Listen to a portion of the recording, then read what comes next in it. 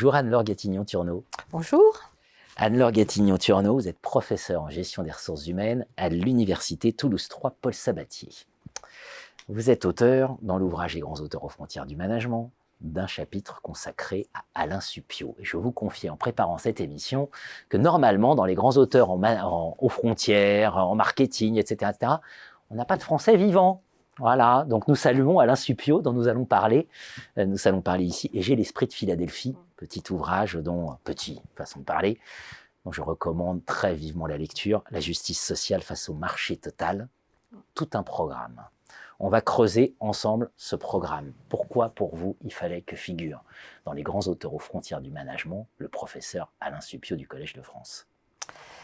Alors Alain Supiot, c'est un universitaire et un juriste français, donc qui effectivement a écrit énormément de choses depuis un grand nombre d'années et qui est à l'extérieur de notre discipline, qui n'en a pas traité, mais qui, à mon sens... Professeur de droit. Professeur de droit social et professeur émérite au Collège de France, et qui finalement s'est mis à l'extérieur, est à l'extérieur de notre discipline, mais à mon avis peut avoir beaucoup d'éléments qui peuvent inspirer ou en tout cas donner des éléments de réflexion sur notre discipline. Alors je connais cet ouvrage, mais plus spécifiquement, je me suis focalisée dans la lecture sur un ouvrage majeur qui est La gouvernance par les nombres. Ouais. Parce que c'est un ouvrage qui interroge notre rôle, notre responsabilité en tant que chercheur en sciences de gestion sur notre rôle en fait sociétal. Voilà. Alors, rentrons dans le vif du sujet. Qu'est-ce que la gouvernance par les nombres? Et j'ai envie de vous poser tout de suite la question, finalement, est-ce qu'on ne va pas finir par tous en crever de la gouvernance par les nombres? Alors, la gouvernance par les nombres, c'est une thèse que développe Alain Supiot, qui est une thèse, à mon sens, effectivement, qui est très convaincante. Et inquiétante. Et inquiétante, effectivement, puisqu'il en décrit un certain nombre de méfaits sur des problématiques d'inégalité, sur des problématiques sur le réchauffement climatique, sur la souffrance au travail. Et cette thèse, en fait, c'est l'idée que depuis 50 ans, on a cessé de substituer à une régulation par la loi et les normes un autre type de régulation, qui est la régulation par les nombres. Et effectivement, je pense qu'aujourd'hui, il n'y a pas de discours politique ou social qui puisse trouver écho sans qu'on puisse faire appel aux nombres. Et pour continuer sa thèse, c'est de dire, mais finalement, le nombre rend aveugle la société sur un certain nombre de problématiques qui ne peuvent pas être quantifiées. Et derrière le nombre, il y a une forme d'illusion, d'harmonie par le calcul, et il y a aussi une forme dogmatique à travers le nombre, parce que derrière ce nombre, il y a une construction humaine, il y a une décision humaine qui est de choisir un indicateur, un nombre, pour représenter totalement le monde. Et ça, en fait, ça pousse, selon Supiot, et il en donne un certain nombre d'exemples, à être déconnecté du monde réel, d'abord, et aussi, finalement, peut-être à prendre des décisions qui vont à l'encontre de nos besoins humains, à l'encontre, finalement, d'un sens que les hommes pourraient donner à leur travail, à leurs activités. J'évoquais l'Esprit de Philadelphie, mais tout est dans le sous-titre. La justice sociale face au marché total, le nombre, c'est le marché.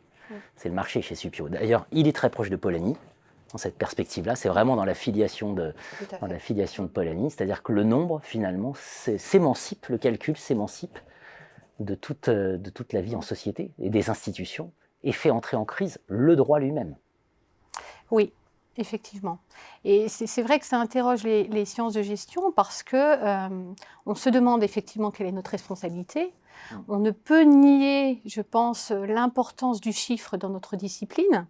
Le fait qu'effectivement, on est à l'origine depuis 50 ans aussi, et donc il y a cette concomitance géographique, l'Occident, et historique du développement de cette régulation avec notre propre discipline. Donc ça pose un certain nombre de questions sur notre rôle, avec effectivement des sciences de gestion qui prennent peut-être le pas sur le droit, la norme, la loi, et effectivement la question de quelle est notre part de responsabilité, de la reconnaissance de du caractère transformatif et performatif de notre discipline, puisque notre discipline, c'est fait d'indicateurs, c'est fait de reporting, c'est fait de pilotage quantitatif. Alors, on a forcément en tête la comptabilité, mais je pense qu'on a en tête aussi toutes nos disciplines de gestion dans lesquelles on a des tableaux de bord, ainsi de suite, tout un outillage de plus en plus sophistiqué. Et je ne parlerai pas de la recherche aussi, où effectivement on quantifie de manière très forte les choses, avec également un outillage scientifique, statistique, qui est lui aussi de plus en plus sophistiqué. Je disais en plaisantant, mais évidemment sans plaisanter, hein, est-ce qu'on ne va pas finir par tous en crever? J'ai envie de vous poser la question, peut-on encore sauver les organisations de la gestion? Et qu'est-ce que ça évoque quand on est professeur de gestion, comme c'est votre cas? L'Esprit de Philadelphie 2010, des mots très durs d'Alain Supiot, y compris contre les responsables politiques. Je ne citerai aucun nom, on ira lire dans l'Esprit de Philadelphie, qui voyait comme ceux qui imposent cette gouvernance par les nombres. Ça nous donne quoi comme projet, ça, pour les sciences de gestion? Alors, je pense que le projet, alors, je parlais de prise de conscience, mais c'est aussi le fait de se poser un certain nombre de questions sur la manière dont on enseigne les sciences de gestion et sur la manière dont on opère nos recherches. Alors, sur l'aspect enseignement, la question, c'est quelles sont les compétences qu'on donne à nos étudiants qui vont devenir des futurs managers. Est-ce que la compétence, c'est le calcul juste, c'est le fait de bien traduire, de bien finalement calculer des indicateurs, mais qui seraient déjà prédigérés, qui seraient génériques, sur lesquels il n'y aurait pas de réflexivité, sur lesquels il n'y aurait pas de réflexion sur l'adaptation de cet indicateur au contexte. Parce que finalement, ce qui fait qu'il y a une forte déconnexion, c'est qu'on va réutiliser finalement un indicateur, un nombre, dans des contextes dans lesquels il n'a pas été produit. Donc, quand on sort l'indicateur du contexte dans lequel on le produit, on risque de créer finalement des déconnexions très fortes et des pertes de sens pour ceux qui les utilisent. Donc, revenir finalement dans l'enseignement, non pas finalement en donnant à l'étudiant un tableau de bord déjà construit dans lequel il aurait à calculer des choses, et finalement laisser l'étudiant finalement construire son propre outil au regard d'un contexte qu'on lui donnerait, déjà c'est une première entrée. La deuxième chose, c'est effectivement le côté recherche. Dans le côté recherche, il faut aussi qu'on se pose un certain nombre de questions. Alors, je parlais de nos outils sophistiqués qui visent parfois l'universalité. Moi, je pense dans ma discipline aux échelles de mesure, dont la validité n'est réelle que si finalement elle a été validée dans plein de contextes. Est-ce que ça, c'est vraiment le sens que l'on veut donner effectivement à nos outils? Et surtout, la question de recontextualiser. Ça... Enfin, je dirais Alain Supiot, c'est sans doute celui qui plébiscite ou qui amène à plébisciter des recherches qui sont vraiment ancrées sur le terrain, qui sont faites avec les acteurs et pour les acteurs.